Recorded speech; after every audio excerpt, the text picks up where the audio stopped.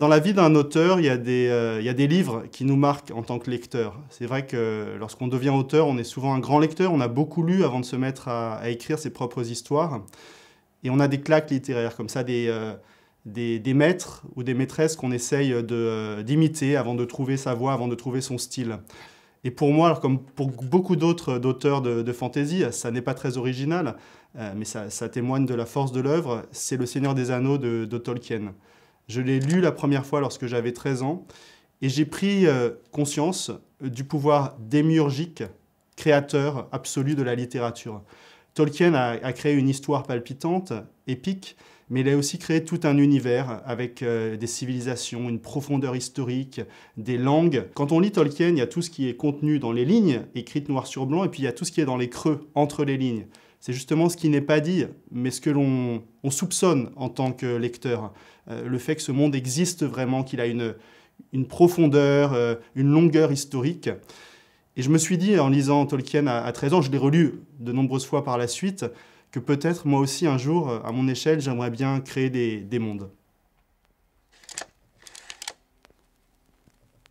Là encore, il y en a tellement, et le privilège de la littérature, c'est de pouvoir vivre plein de vies en une. C'est aussi celui de l'écriture d'ailleurs, de sortir de sa peau, de devenir un autre ou une autre. Mais c'est vrai que lorsque j'étais adolescent, j'ai dévoré l'œuvre de Hugo Pratt et Corto Maltese en particulier. Ce que j'aime chez ce personnage, c'est sa liberté absolue. Il est vraiment sur le fil entre les événements historiques, sa trajectoire traverse le XXe siècle, et les mondes merveilleux. Il est toujours sur le fil, sur la frontière entre réel et rêve, entre réalité et fantastique. Et c'est un peu le chemin de crête que j'essaye de suivre en tant qu'auteur, maintenant que je suis devenu adulte. Et je repense souvent à Corto Maltese, ce gentilhomme de fortune, comme on l'appelait. C'est vrai que j'aimerais bien marcher un peu dans ses pas.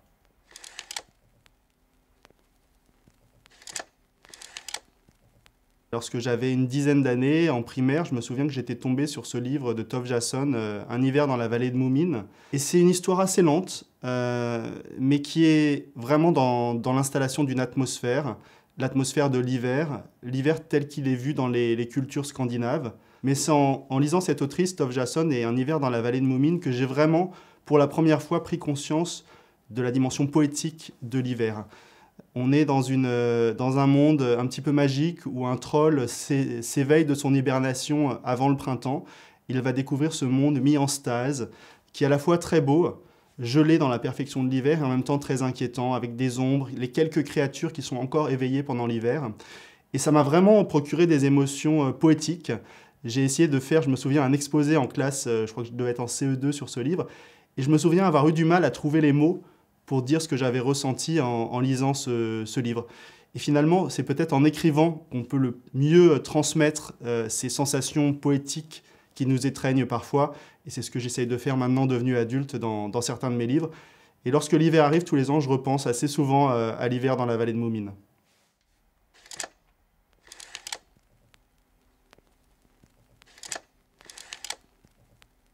Mes lectures ont évolué avec l'âge. Lorsque j'étais enfant, j'ai lu tous les Roald Dahl, comme beaucoup d'autres, et en particulier Sacrée Sorcière, qui était mon favori.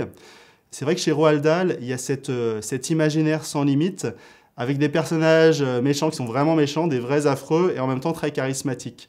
Et les sorcières de Sacrée Sorcière, on adore les voir faire leur tour pendable et glaçant, parce qu'elles occupent l'espace. Donc ça m'a beaucoup marqué dans Sacrée Sorcière et puis dans l'œuvre de Roald Dahl en général. Et il y a parfois aussi, c'est un auteur jeunesse qui prenait vraiment ses lecteurs au sérieux, pour ainsi dire, c'est-à-dire qu'il ne va pas édulcorer son propos sous prétexte qu'il s'adresse à la jeunesse. Et lorsque je suis devenu adolescent, c'est Le Seigneur des Anneaux et toute l'œuvre de Tolkien que j'ai lue et relue. J'étais tellement mordu de cette œuvre lorsque j'étais adolescent que j'ai fait mon premier voyage à l'étranger. Je suis allé en Angleterre pour acheter des dictionnaires delphiques. C'était avant Internet, donc il fallait vraiment aller sur place pour se procurer ce type d'ouvrage assez rare. Et je me suis mis à apprendre l'elfique, d'ailleurs les deux dialectes inventés par Tolkien, le Quenya et le Sindarin, avec l'alphabet qui va avec. Et je me souviens, ça devait être en classe de 5e, il y avait un autre élève dans ma classe qui était aussi passionné de Tolkien, et on pouvait se faire passer des mots écrits en elfique que nous seuls pouvions lire, donc ça faisait partie du secret que les lecteurs connaissent. Voilà, quand on communie autour d'un univers littéraire, c'est comme si on avait un secret, un monde qui n'appartient qu'à nous. Alors mon elfique maintenant est un peu rouillé, je ne l'ai malheureusement pas pratiqué ces dernières années, mais peut-être qu'un jour je m'y remettrai. Alors ça c'est difficile parce que j'ai l'impression que j'écris aussi pour sortir de ma peau et devenir un autre ou une autre. C'est ça qui est magique dans la littérature, c'est qu'on n'est plus soi-même. Il y a un côté, c'est presque méditatif, on devient quelqu'un d'autre. En même temps, on contrôle un peu nos personnages, mais on est aussi dans leur tête. Et ça c'est fantastique. J'ai écrit des personnages qui étaient très différents de moi, certains peut-être qui sont plus proches. Et je me reconnais assez dans certains traits de caractère de Léonore, l'héroïne de Phobos. C'est une héroïne qui montre beaucoup de détermination en surface, mais on a accès dans Phobos à son flux de conscience et on sait que c'est une ébullition de doute. Elle doute énormément, mais voilà, elle a cette force morale, en tout cas cette volonté de prendre des décisions malgré ce doute qui pourrait paralyser. Et moi, je suis quelqu'un voilà, qui doute aussi beaucoup. Ça fait même partie de mon processus d'écriture, d'ouvrir plein de pistes, de tester plein de choses. Il y a toujours un tourbillon des possibles qui pourrait m'empêcher d'écrire. Parce que quand tout est possible, il faut, voilà, finalement, rien n'arrive sur le papier, aucune ligne ne s'écrit. Et je me force à aller dans une direction, à prendre une décision, un peu comme Léonore, finalement, qui est lancée dans cette grande mission de conquête de la planète Mars, qui est également la plus grande émission de télé-réalité de tous les temps, soumise à la pression des caméras, à la pression du jeu. Eh bien, elle va se faire violence, prendre des décisions, aller de l'avant et devenir un peu le leader de l'équipage, malgré ces doutes qui l'habitent en permanence.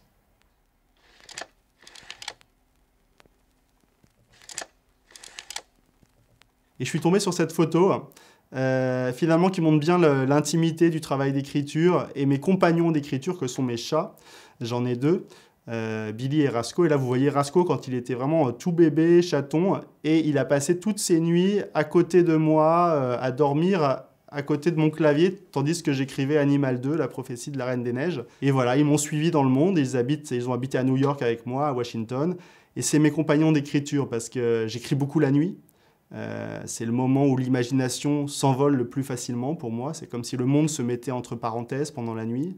Il n'y a plus de stimulation visuelle, il n'y a plus de son. Il y a juste l'imagination qui s'envole et l'histoire qui s'écrit. Et deux présences à mes côtés qui parfois viennent se frotter contre mes jambes pour me demander de me dérouiller quand ça fait plusieurs heures que j'écris. Voilà, il faut un peu que je me lève et c'est mes chats. Donc ils font vraiment partie de mon processus d'écriture.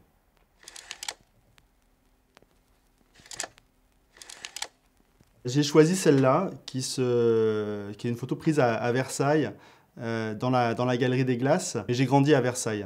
Et c'est vraiment de cette époque que date ma fascination pour ce lieu, le château, pour les gens qui y ont vécu. J'allais souvent m'y promener lorsque j'étais adolescent. D'ailleurs, mon lycée était vraiment à côté du château, donc j'allais lire des livres dans les jardins entre les cours. C'était des livres de vampires, c'était ma période Anne Rice. Mais bien avant ça, lorsque j'étais enfant, avec mes parents, on allait souvent le week-end se promener au château de Versailles. Et je suis tombé dedans, littéralement, en janvier.